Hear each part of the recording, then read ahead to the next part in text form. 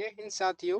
आज हम करने वाले हैं हिंदी के हिंदी के टॉप 30 क्वेश्चन। ठीक है, हिंदी के टॉप 30 क्वेश्चन। अगर आप कक्षा 10वीं में है, 12वीं में है या किसी बोर्ड की तैयारी करते हैं तो आपके लिए यह क्लास बहुत ही ज़्यादा हेल्पफुल होने वाला है, बहुत ही ज़्यादा मदद करेगा। ठीक है, तो पहला प्रश्न लेते हैं। पहला है, श्रम विभाजन और जाति प्रथा के लेखक कौन है? श्रम विभाजन और जाति प्रथा के लेखक कौन है? 4 ऑप्शन दिया गया है doctor. Option number A, B, C, D.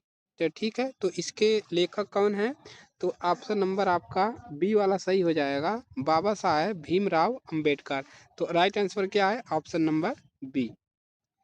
आपका अगला प्रश्न है, डॉक्टर अंबेडकर अंबेडकर के पिता का क्या नाम था? ठीक है, डॉक्टर अंबेडकर के पिता का क्या नाम था? रामदेव, कपलाप्स, रामजी कप सकपाल सकपाल। ठीक है, तो 4 ऑप्शन दिया गया है, एक ऑप्शन आपका सही होगा। ठीक है, तो ऑप्शन नंबर जो है यहाँ पर बी बिल्कुल सही हो जाएगा।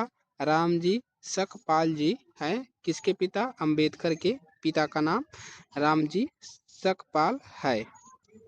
आपका अगला प्रश्न है 3 नंबर पे, आधुनिक सभ्य समाज कार्य कुशलता के लिए किसे आवश्यक मानता है? तो आधुनिक सभ्य समाज कार्य कुशलता के लिए किसे आवश्यक मानता है? श्रम विभाजन, धन विभाजन, जन विभाजन, जात विभाजन। तो इसका जो सही जवाब है, सही आंसर है ऑप्शन नंबर ए, बिल्कुल सही हो जाएगा, श्रम विभाजन।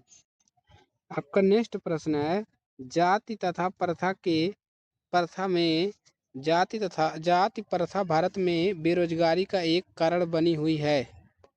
प्रत्यक्ष, प्रमुख, ए और बी दोनों, इनमें से कोई नहीं। प्रत्यक्ष और प्रमुख, ये तो सही है जी।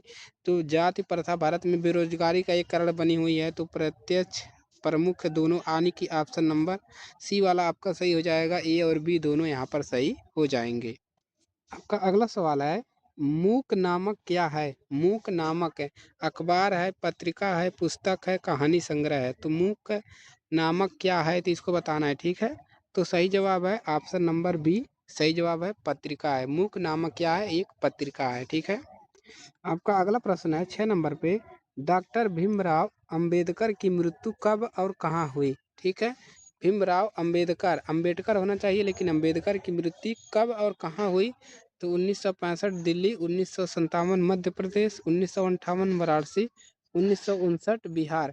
तो सही जवाब क्या हो जाएगा? सही जवाब है ऑप्शन नंबर ए, बिल्कुल सही हो जाएगा, 1900 आपका है 56 दिल्ली। ठीक है, अगला प्रश्न है, डॉक्टर भीमराव अंबेडकर का जन्म हुआ था, तो इनका जन्म कहाँ हुआ था? तो मृत्यु हुआ था दिल्ली में। ठीक है, मृत्यु दिल्ली में हुआ था, जैसा कि आपने ऊपर देखा। मृत्यु कब हुआ था? तो 4 ऑप्शन दिया है, अप्रैल दिया है 88, 1989, ठीक है, 1900 और 1890, और एक और ऑप्शन दिया है 1891। तो सही जवाब इसका क्या हो जाएगा? आपका सही जवाब हो जाएगा ऑप्शन नंबर डी, बिल्कुल सही हो जाएगा, 14 अप्रैल 1891 ईस्वी में अंबेडकर जी का जन्म हुआ था।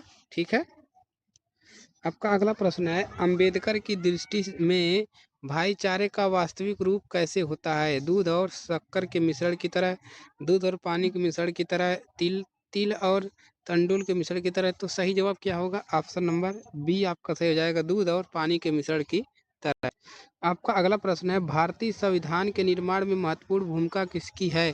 तो भीमराव अंबेडकर, सब जानते हैं अम्बेडकर जी का। ठीक है, तो ऑप्शन नंबर ए वाला आपका यहाँ पर करेक्ट हो जाएगा। आपका अगला सवाल है, सभ्य समाज की आवश्यकता है, सभ्य समाज की आवश्यकता है जाति प्रथा के लिए, श्रम विभाजन के लिए, अणुबम के लिए, दूध पानी के लिए। सो सभ्य समाज की आवश्यकता किसके लिए है? श्रम विभाजन के लिए। तो ऑप्शन नंबर आपका बी यहाँ पर सही जवाब हो जाएगा। आपका अगला प्रश्न है, प्राथमिक शिक्षा प्राप्त करने के बाद अंबेडकर उच्चतर शिक्षा प्राप्त करने के लिए कहाँ गए? ठीक है, प्राथमिक शिक्षा जब प्राप्त कर लिए अम्बेडकर, तो वो उच्च शिक्षा प्राप्त करने के लिए कहाँ गए? इटली, दक्षिण अफ्रीका, न्यूयॉर्क। ठीक है, तो कहाँ गए? तो ऑप्शन नंबर आपका सी वाला बिल्कुल करेक्ट हो जाएगा, वही न्यूयॉर्क गए थे। ठीक है, अगला प्रश्न है आपका, अंबेडकर चिंतन व रचनात्मकता के लिए प्रेरक व्यक्ति थे? बुद्ध, कबीर, ज्योतिबा फूले, इनमें से कोई नहीं। तो किसके थे प्रेरक व्यक्ति? किसके थे? तो इनमें से कोई नहीं, ऑप्शन नंबर डी वाला बिल्कुल सही हो जाएगा, इनमें से कोई नहीं।